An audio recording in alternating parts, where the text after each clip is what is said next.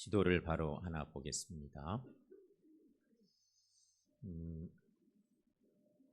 지난주 나눈 말씀하고 오늘 나눈 말씀이 굳이 연결을 시켜서도 볼 수 있을 것 같고요.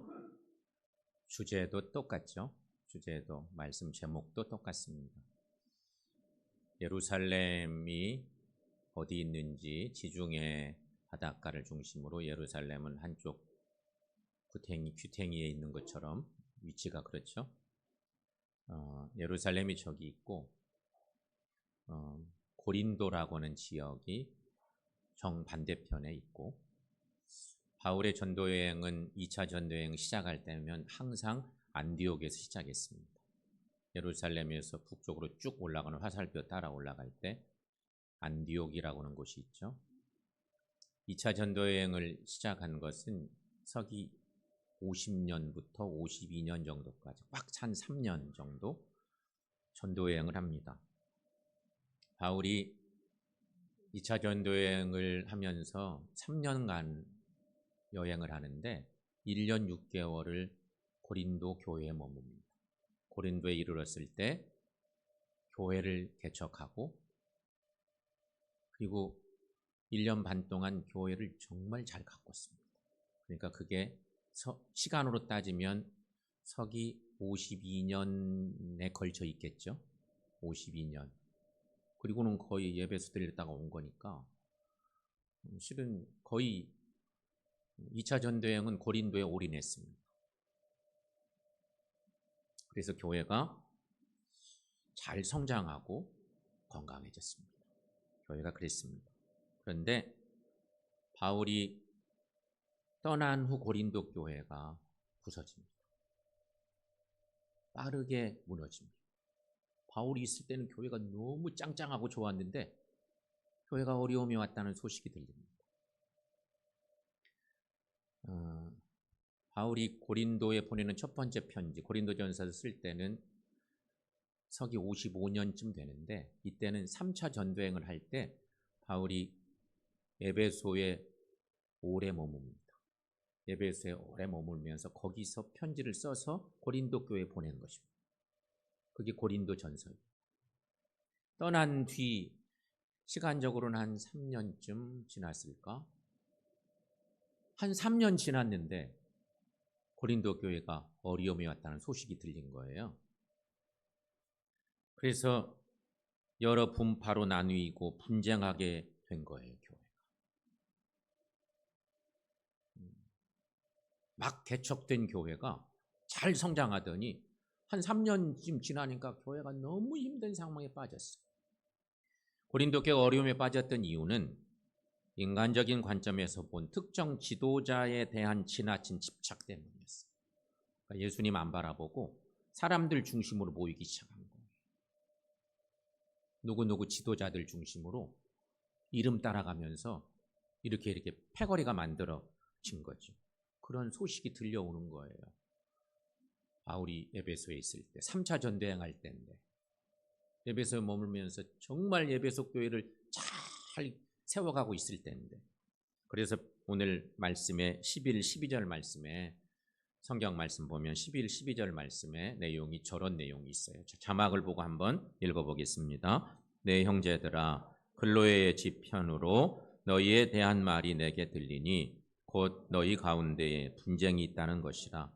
너희가 각각 이르되 나는 바울에게, 나는 아볼로에게, 나는 게바에게, 나는 그리스도에게 속한 자라 한다는 것이니. 아멘.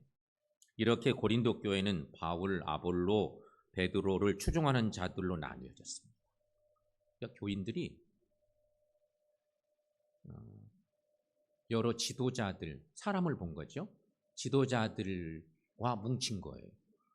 마음으로 뭉치고 나는 누구 패야, 뭐 이런 상황이 온 거예요. 그런 얘기입니다. 그런가 하면 바울 교회 개척자였잖아요. 바울 뒤를 이은 사람이 아볼로가 후임 목회자였어요. 아볼로. 게바는 예수님의 수제자 베드로 아닙니까? 바울판이 아볼로판이 게바판에서 모이니까 또 어떤 무리는 우리는 오직 그리스도에게만 속한 자들이라고 이렇게 주장하면서 또 얘기하는 사람들이 생겼던 거죠.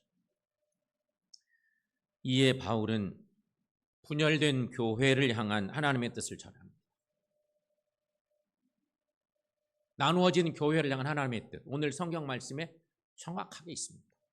오늘 말씀의 시작하는 첫 절이 그래서 10절 말씀, 오늘 본문 10절 여러분 함께 읽어봅니다. 형제들아, 내가 우리 주 예수 그리스도의 이름으로 너희를 권하노니 모두가 같은 말을 하고 너희 가운데 분쟁이 없이 같은 마음과 같은 뜻으로 온전히 합하라. 온전히 합하라.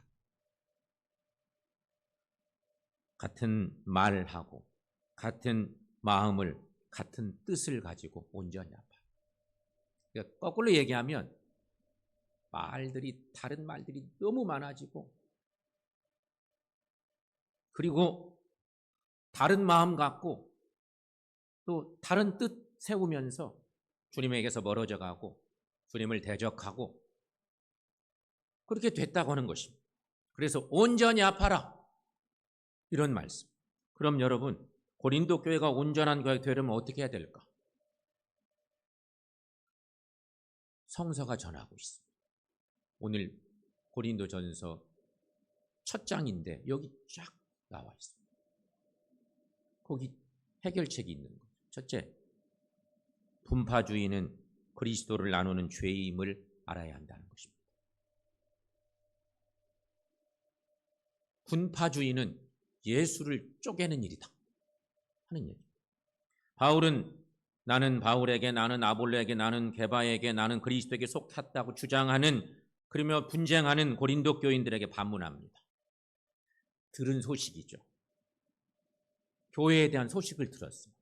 그래서 편지 쓰면서 그런 그룹들인 고린도 교인들에게 묻습니다. 첫 번째 물음은 이런 거죠. 그리스도께서 어찌 남이었느냐? 오늘 13절 말씀에 있는 얘기입니다. 예수님이 나누어진 존재예요? 그렇지가 않잖아요. 예수가 어찌 나누어졌느냐? 이런 말씀입니다. 그리고는 신앙에 있어서 인간이 한 것은 아무것도 없다고 하는 얘기를 합니다. 적어도 고린도 교회가 건강하게 참에 세워졌을 때 그 교회를 온전히 이루기 위해서 사람이 한 일은 없다는 것이죠.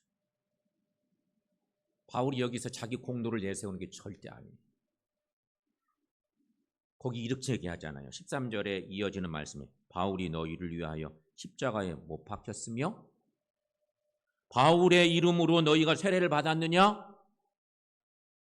이런 얘기를 하는 거죠.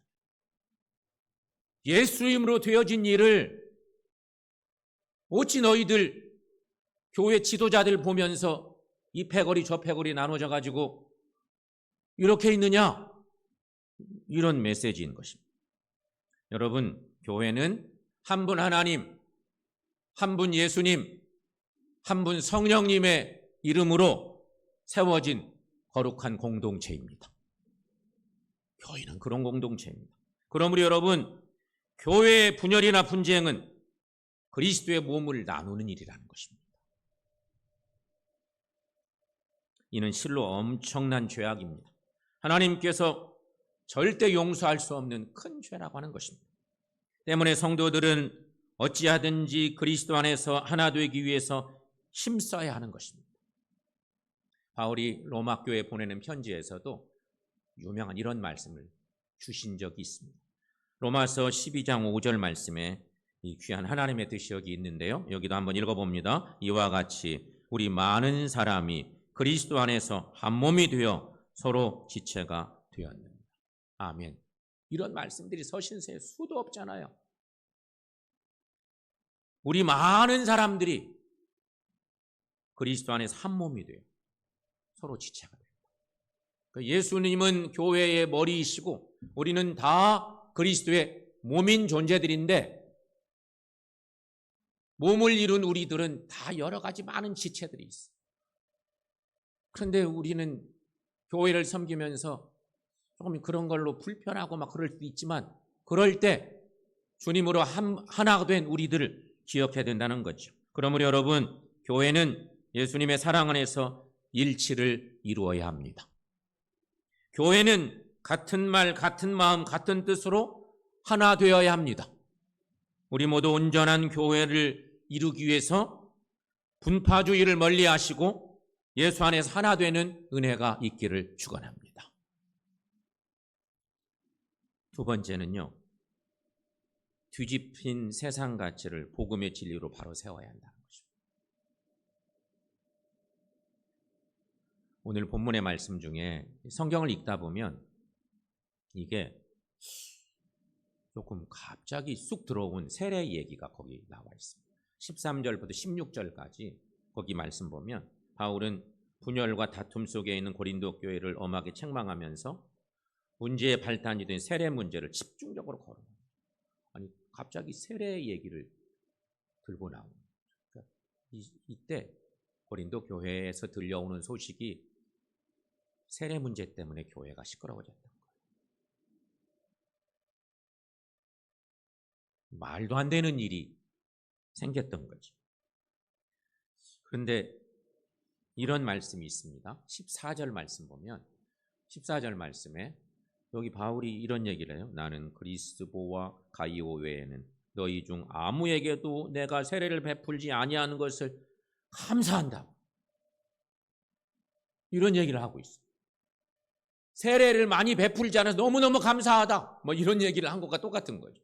사역자가 이 말이 얼마나 어폐가 있는 말이에요, 여러분. 하지만 여러분 이 표현은 결코 바울 사도의 진심은 아닙니다. 왜냐하면 세례는 주님께서 분명하게 명하신 거룩한 성례전이기 때문이잖아요. 주님의 명령이에요. 그렇잖아요. 그럼 바울이 세례의 가치와 의미마저 부정하는 듯한 역설적 표현을 하면서까지 고린도 교회를 향해 분노하는 이유가 뭘까요?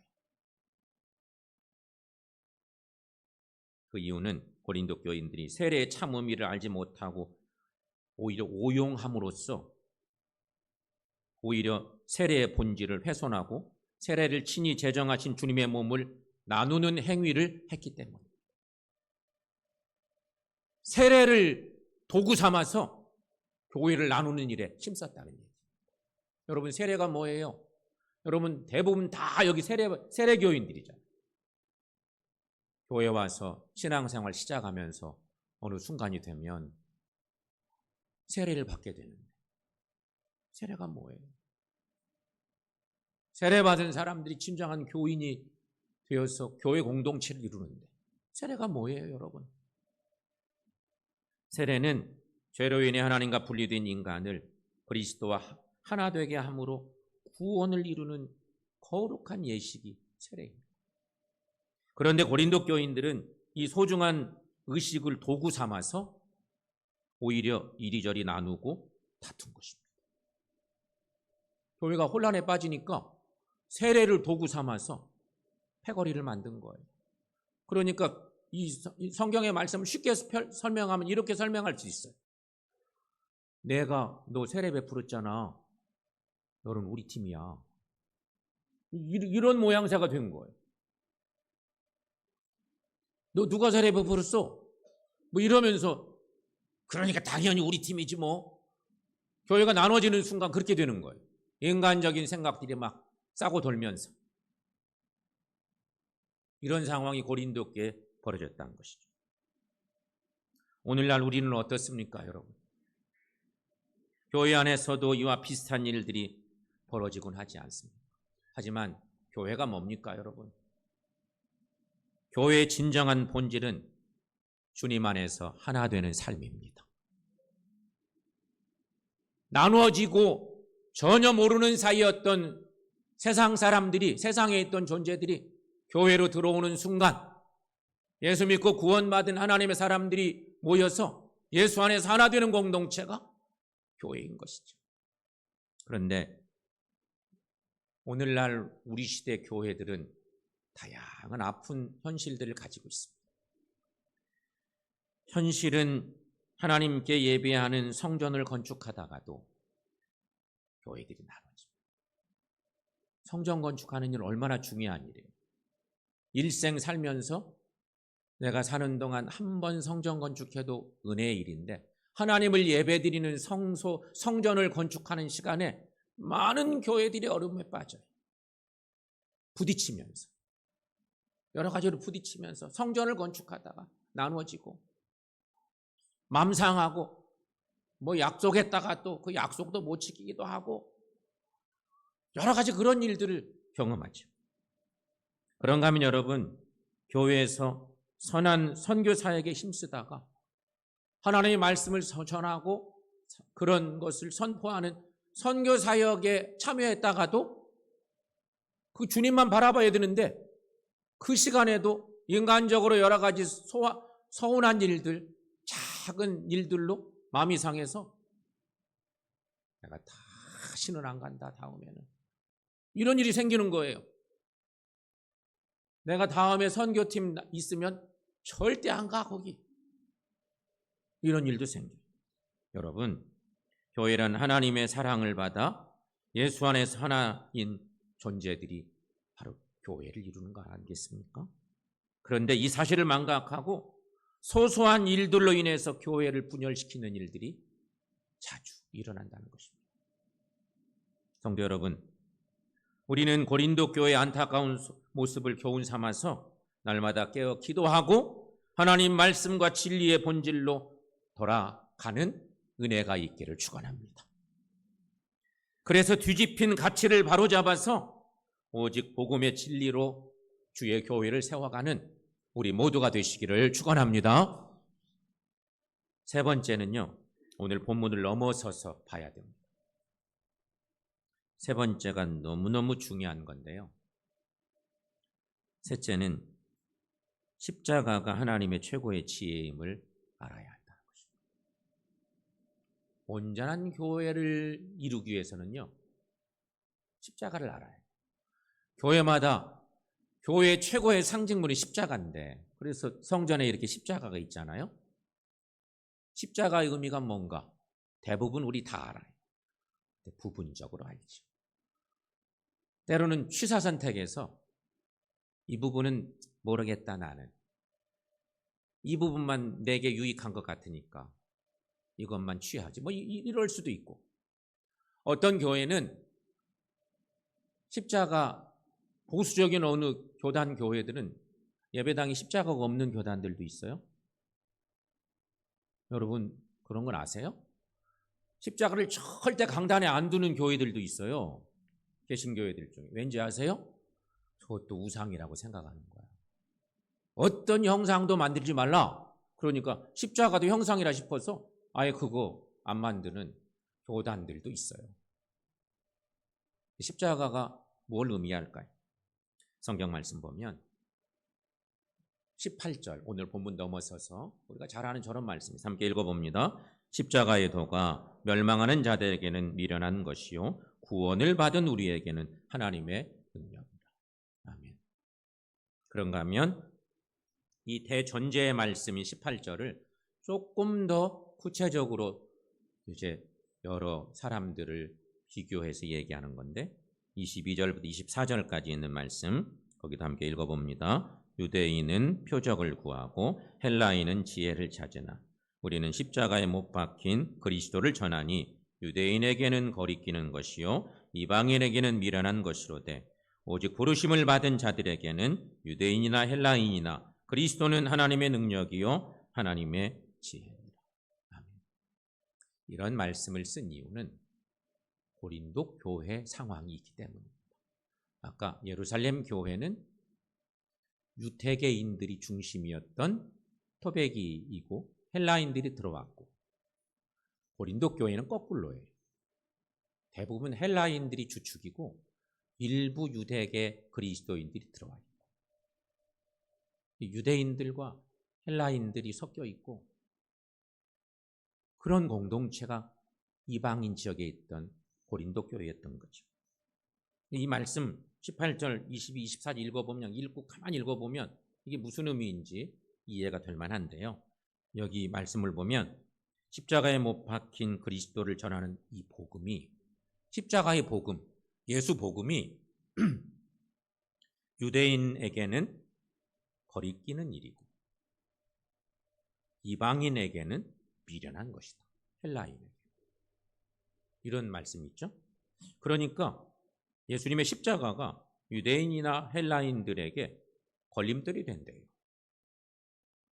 십자가가 걸림돌이야. 이 얼마나 모순입니까? 십자가가 걸림돌이 돼. 이 시대에 예수를 제대로 못 만난 사람들은 십자가가 걸림돌이에요. 왜냐하면 여러분, 당시 유대인들과 헬라인들의 사고에 비춰보면 이게 이해가 되는 얘기예요. 왜냐하면 당시 유대인들은 자신들이 기다리던 메시아가 오면 구약에서부터 계속 예언되어 있잖아요. 메시아가 오시기만 하면 하나님의 능력으로 로마 제국을 쳐부수고 이스라엘을 해방시켜 주신다는 확신이 있는 존재들이 유대인들이었어요. 메시아가 오시기만 하면 우리 정치적으로 해방될 수 있다, 이렇게 믿었어요. 그런데 예수님께서 십자가에 달려 힘없이 죽으셨습니다. 예수는 메시아가 아니라 패배자로 보였던 것입니다. 그러니 십자가는 유대인들에게는 거리끼는 것이었습니다. 한편 헬라인들은 유대인들하고 완전 다른 존재들인데, 철학적 사고에 젖어 있던 헬라인들은 그들의 지혜를 자랑하며 이방신에게 구원을 갈망하던 존재들이었습니다. 그러니 이들에게 예수님께서 하나님의 아들로서 인간의 죄를 대신하여 죽으셨다고 하는 복음은 도저히 믿기지 않는 그런 어려운 일이었습니다. 그래서 십자가는 그들에게는 미련한 것이었습니다. 지혜를 추구하던 철학자들이 정말 많았던 지혜 추구하는 헬라인들이 생각할 때는 예수 십자가 그 죽음 너무도 황당하고 미련한 일이야. 그 바보 같은 짓을 하고 있다고 생각했던 거예요. 하지만 여러분, 우리 부르심을 받은 자들에게는 그리스도는 하나님의 능력이요 하나님의 지혜다. 부르심을 받은 유대인이나 헬라인이나 예수의 사람이 되면 십자가의 지혜, 능력을 아는 존재들이라는 거예요. 그게 부름받은 사람들의 특징인 거죠. 그런데 여러분, 우리가 아는 십자가 제대로 알고 있습니까? 어때요, 여러분? 이제 예수님의 십자가를 좀 생각해 봐야 되는데, 예수님의 십자가는 하나님께서 인간의 구원을 위해 마련하신 신비 그 자체입니다. 이 십자가의 사건이 없었다면 인간은 누구도 구원받을 수 없었습니다. 인간은 원래 모두 죄인으로서 죽어 마땅한 구제불능 상태에 있는 존재가 우리들이었잖아요. 그런데 하나님은 공의의 하나님이야. 우리가 고백하는 하나님. 아주 죄 덩어리인 우리 스스로 구원받을 조건이 아무것도 없어. 너무 죄가 흉악해서. 공의 하나님 보실 때는 너는 심판받아 마땅해. 공의 하나님의 눈으로 보면. 그런 우리 존재들이에요. 반드시 죄값을 받을 수밖에 없는 존재. 그런데 여러분, 우리 하나님은 공의의 하나님이시기도 하시지만 또 사랑의 하나님이시기도 하십니다. 이걸 십자가의 은혜를, 십자가의 도를 묵상할 때는 반드시 기억해야 될 중요한 거죠. 그래서 하나님은 죄인들을 구원하실 방법을 하나님의 지혜로 마련하시는데, 하나님의 오묘하신 지혜로 마련하시는데, 그것이 바로 죄 없는 아들 예수에게 죄를 대신해서 죽게 하는 일이었습니다. 그래서 하나님의 공의를, 당신의 아들을 죽게 하심으로, 그래서 사랑을 베풀어 주심으로 그 공의를 만족시키는 일을 하신 거죠. 그리고 예수 믿는 자들을 구원하심으로써 죄인들에 대한 하나님의 사랑을 드러내신 것입니다. 여러분, 세상 이보다 더 놀라운 지혜가 어디에 있겠습니까? 그리스도의 십자가는 인간 구원을 위해 하나님께서 태초에 마련하신 최고의 지혜인 것입니다. 그럼에도 불구하고 사람들은 겉으로 나타난 십자가 사건만 주목하여 그리스도의 십자가를 거리끼는 것, 미련한 것으로 취급하고 배척한 것입니다. 아마도 이 성경 말씀을 한 가지 생각해 볼 것이 있는 건데, 이렇게 유택의 그리스도인들이 들어오고 또 이방인 헬라파 그리스도인이 들어와서 교회를 이루었어요. 처음에 아멘 하면 믿고 막 예수를 믿고 고백하며 갈 때는 신앙이 막 성장했어요. 그런데 교회가 어려움이 왔잖아요. 교회가 어려움 온 것은 이상한 세상 원리 도구들을 이용해서 복음의 원리들을 막 깨부신 거예요. 그런 상황이 온 거예요. 그러면서 많은 그리스도인들이 유택의 사고를 하는 거예요. 많은 그리스도인들이 헬라계 사고를 하는 거예요. 그래서 신앙적으로 중심을 못 잡고 자꾸 흔들린 거예요. 그래서 바울이 이런 얘기를 해요. 여러분, 과연 우리는 어떤 상태에 있습니까? 우리는 십자가를 어떻게 생각하십니까? 사랑하는 여러분, 그리스도의 십자가는 사람의 생각으로는 알 수 없는 하나님의 지혜로 된 것입니다. 그래서 에베소서 2장 16절 말씀에 그 유명한 말씀도 있습니다. 거기 함께 읽어봅니다. 또 십자가로 이 둘을 한 몸으로 하나님과 화목하게 하려 하심이라. 원수된 것을 십자가로 소멸하시고. 그러니까 십자가는 유대인과 이방인을 모두 다 하나님과 화목하게 하는 놀라운 은혜의 사건이 십자가입니다.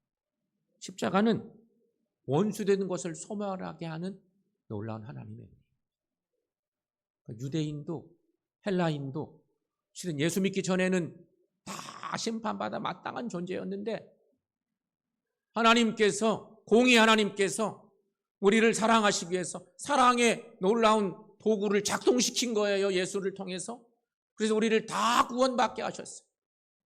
그래서 예수의 부름받은 모든 그리스도인들은 하나님의 놀라운 능력과 지혜를 깨닫고 십자가 은혜에 감사하며 사는 십자가의 도가 바로 서 있는 성도들이 돼야 된다. 신앙적으로 잘 나갈 때는 그런 것들이 잘 작동돼요. 근데 신앙의 병이 들면 이런 것들이 부서져요. 그래서 본질이 나오는 거예요. 이대적 사고, 헬라적 사고를 하면서 자기도 모르게 병이 들어. 그래서 문제가 된다는 거죠. 사랑하는 여러분, 중요한 건 십자가가 하나님의 지혜인 것을 아는 것이 믿음이에요. 십자가가 하나님의 지혜인 것을 아는 것이 참 그리스도인이에요. 이것을 기억하고 사셔야 돼요. 교회를 이루며 살 때는 이런 믿음의 고백이 필요한 거예요. 성도 여러분, 이런 하나님의 지혜를 늘 깨닫고 사랑하며 사시기를 축원합니다. 오늘 주신 귀한 말씀은 너무 잘 아는 고린도 교회의 아픈 얘기입니다. 그런데 우리 시대에 교회를 섬기다 보면 이런 부분들을 묵상하지 않을 수가 없는 그런 내용이기도 하죠. 사랑하는 여러분, 온전한 교회를 이루기 위해서 우리가 할 일이 있습니다. 어떤 상황에도 예수 그리스도를 나누는 분파주의를 멀리 하시기 바랍니다. 교회를 이룰 때는 당연히 그래야 됩니다. 우리는 예수로 하나 된 존재들이기 때문입니다. 두 번째는 뒤집힌 가치를 복음의 진리로 바로 세워야 한다는 것입니다. 늘 세상적인 가치들이 자꾸 많아지면 복음의 진리가 짓밟힙니다. 성경에는 그런 일들이 너무도 많습니다. 교회를 온전히 세우기 위해서는 뒤집힌 가치를 복음의 진리로 바로 세우는 우리가 필요하다는 것입니다. 세 번째는 하나님의 능력이 하나님의 지혜인 십자가의 도를 바로 깨닫고 실천함이 필요하다는 것입니다. 십자가의 도를 바로 아셔야 돼요. 그것이 믿음이고요. 그것이 진정한 그리스도입니다. 우리 모두 이런 것들을 귀히 여기며 사셔서 주님의 교회를 온전히 세워가는 우리 모두 되시기를 축원합니다. 기도하겠습니다.